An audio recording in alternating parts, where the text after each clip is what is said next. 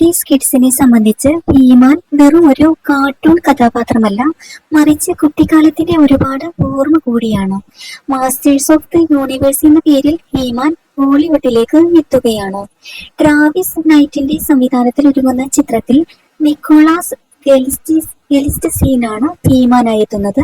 ചിത്രം മലയാളം അടക്കമുള്ള ഭാഷകളിൽ തിയേറ്ററുകളിൽ എത്തുന്നുണ്ട്.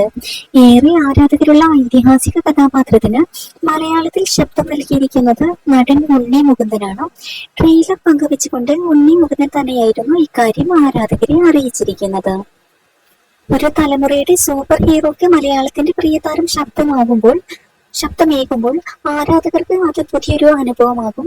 അതേസമയം ശബ്ദത്തിനൊപ്പം ഉണ്ണി മുകുന്ദനെ തന്നെ ഹീമാനായി ചിത്രീകരിക്കുന്ന ഒരു AI വീഡിയോയും സോഷ്യൽ മീഡിയയിൽ ശ്രദ്ധ നേടുകയാണ്. ഹീമാന്റെ കരുത്തുറ്റ ശരീരവും മാന്ത്രിക വാളുമൊക്കെയാണ് ഉണ്ണി മുകുന്ദൻ വീഡിയോയിൽ പ്രത്യക്ഷപ്പെടുന്നത്.